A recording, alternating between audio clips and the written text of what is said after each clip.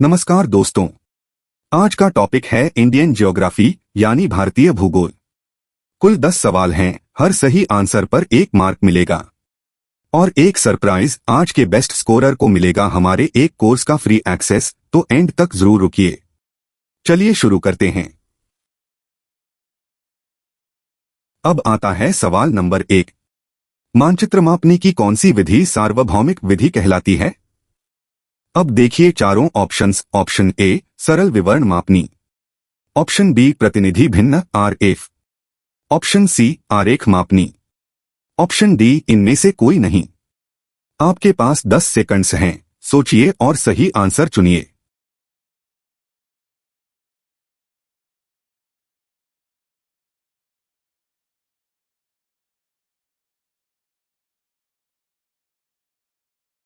तो इसका correct answer है ऑप्शन बी यानी प्रतिनिधि भिन्न आरएफ। अब इसे समझते हैं। प्रतिनिधि भिन्न आरएफ विधि सार्वभौमिक कही जाती है क्योंकि यह माप की किसी भी प्रणाली में काम करती है। भिन्न में कोई इकाई नहीं होती, जैसे 1, 50, 0, 0, 0 का अर्थ है मानचित्र पर 1 इकाई, धरातल पर 50,000 वही इकाइयां। तो याद रखिए ये पॉइंट। सवाल नंबर 2 ध्यान से सुनिए। भारत के 2016 से 17 आयात समूह में सबसे बड़ा एकल हिस्सा किस वस्तु समूह का था? अब देखिए चारों ऑप्शंस। ऑप्शन ए पूंजीगत वस्तुएं 13.6%, ऑप्शन बी ईंधन कोयला तथा पेट्रोलियम 26.7%, ऑप्शन सी खाद्य एवं संबद्ध उत्पाद 5.6%, ऑप्शन डी उर्वरक 1.3%। आपके पास 10 सेकंड्स हैं, सोचिए और सही आंसर चुनिए।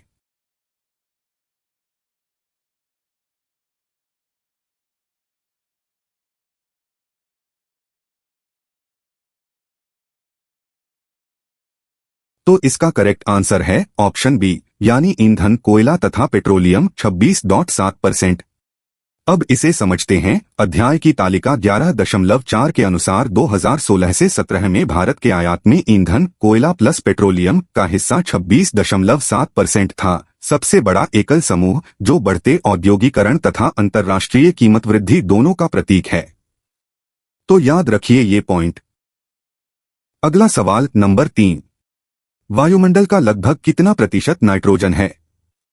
अब देखिए चारों ऑप्शंस। ऑप्शन ए लगभग 21%, ऑप्शन बी लगभग 78%, ऑप्शन सी लगभग 90%, ऑप्शन डी लगभग 50%। आपके पास 10 सेकंड्स हैं, सोचिए और सही आंसर चुनिए।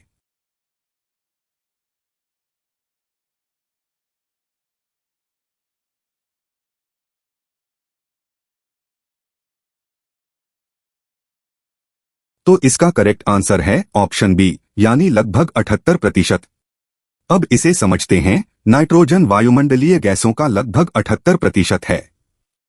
अध्याय यह भी बताता है कि स्थिरीकृत नाइट्रोजन का 90% जैविक होता है। अधिकांश पौधे गैसीय नाइट्रोजन सीधे प्रयोग नहीं कर सकते, केवल कुछ मृदा जीवाणु और नीलहरित शैवाल ही इसे स्थिर कर सकते हैं। तो याद रखिए ये पॉइंट। देखिए सवाल नंबर 4। कौन सा उद्योग आधुनिक उद्योग की रीढ़ कहलाता है?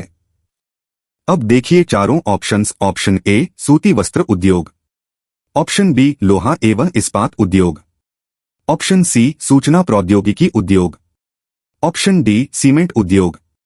आपके पास 10 सेकंड्स हैं, सोचिए और सही आंसर चुनिए।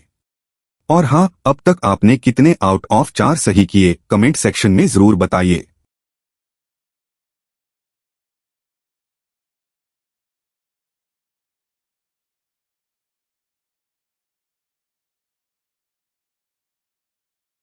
तो इसका करेक्ट आंसर है ऑप्शन बी यानी लोहा एवं इस्पात उद्योग। अब इसे समझते हैं। अध्याय का प्रश्न पूछता है कौन सा उद्योग आधुनिक उद्योग की रीढ़ कहलाता है और क्यों? उत्तर है लोहा एवं इस्पात, क्योंकि यह लगभग हर अन्य उद्योग मशीनरी, ऑटोमोबाइल निर्माण, जहाज निर्माण के लिए कच्चा माल देता है। तो याद रखिए ये पॉइंट। चलिए सवाल नंबर 5 देखते हैं। इनमें से किस देश को पवन ऊर्जा का प्रमुख उत्पादक बताता है? अब देखिए चारों options. Option A Saudi Arab, option B Netherland, option C Singapore, option D Brazil. आपके पास 10 सेकंड्स हैं, सोचिए और सही आंसर चुनिए।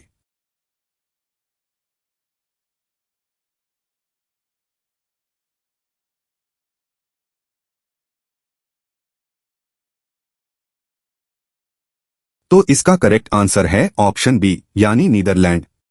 अब इसे समझते हैं। वैकल्पिक ऊर्जा वाले अध्याय के अनुसार पवन farm Netherland, Germany, Denmark, Britain, America तथा स्पेन में पाए जाते हैं। नीदरलैंड में पवन ऊर्जा, पुरानी पवन चक्कियां का लंबा इतिहास है और आज भी यह सूचीबद्ध अग्रणी उत्पादकों में है। तो याद रखिए ये पॉइंट। अब आता है सवाल नंबर 6। भू एवं वायु परिवहन की तुलना में अध्याय सामुद्रिक परिवहन के बारे में क्या कहता है? अब देखिए चारों ऑप्शंस। ऑप्शन ए, सामुद्रिक परिवहन जमीन से महंगा है। ऑप्शन बी, सामुद्रिक परिवहन माल ढुलाई का सस्ता साधन है। ऑप्शन सी, सामुद्रिक परिवहन अब अप्रचलित है। ऑप्शन डी, सामुद्रिक परिवहन को कोई बुनियादी ढांचा नहीं चाहिए। आपके पास 10 सेकंड्स हैं, सोचिए और सही आंसर चुनिए।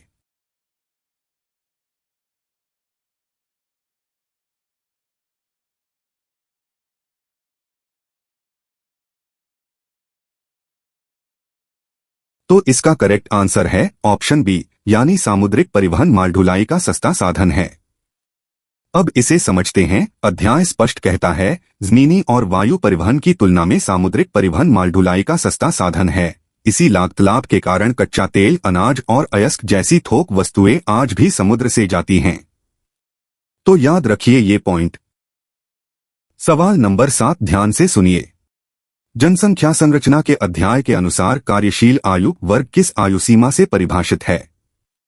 अब देखिए चारों ऑप्शंस। ऑप्शन ए 15-59 वर्ष, ऑप्शन बी 15-64 वर्ष, ऑप्शन सी 15-65 वर्ष, ऑप्शन डी 15-66 वर्ष। आपके पास 10 सेकंड्स हैं, सोचिए और सही आंसर चुनिए।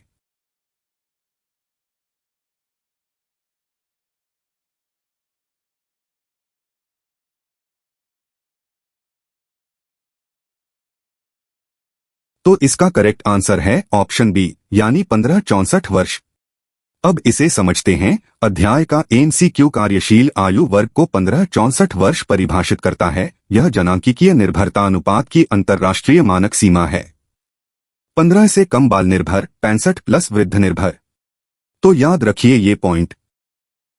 अगला सवाल नंबर 8। जापान के किस शहर में लोहा इस्पात तथा अन्य उद्योगों के पहले सबसे अधिक सूती वस्त्र मिले थीं? अब देखिए चारों options. Option A Tokyo, option B Osaka, option C Yokohama, option D Kobe. आपके पास 10 सेकंड्स हैं, सोचिए और सही आंसर चुनिए। और दोस्तों, यहां तक का आपका स्कोर क्या रहा? आउट ऑफ 8 में कितने सही? कमेंट्स में शेयर कीजिए। बेस्ट स्कोरर को फ्री कोर्स मिलने वाला है, याद रखिए।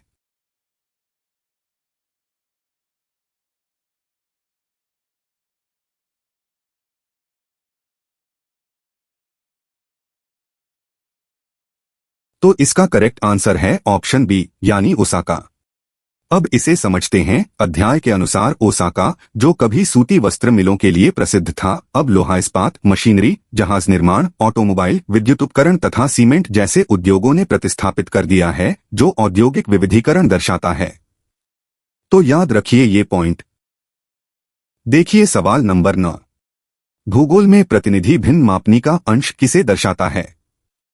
अब देखिए चारों ऑप्शंस। ऑप्शन ए धरातलीय दूरी, ऑप्शन बी मानचित्र दूरी, ऑप्शन सी दोनों दूरियां संयुक्त, ऑप्शन डी इनमें से कोई नहीं। आपके पास 10 सेकंड्स हैं, सोचिए और सही आंसर चुनिए।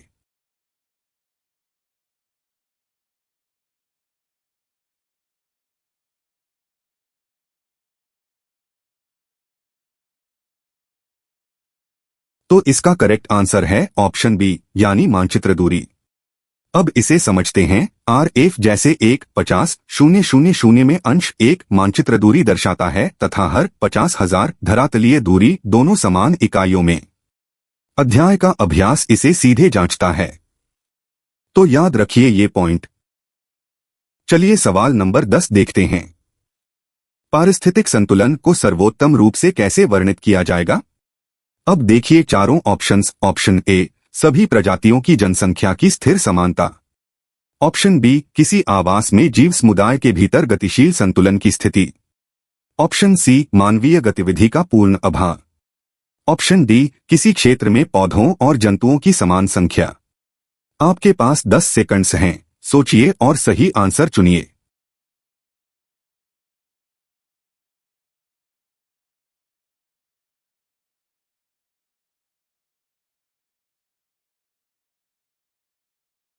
तो इसका करेक्ट आंसर है ऑप्शन बी, यानी किसी आवास में जीव समुदाय के भीतर गतिशील संतुलन की स्थिति।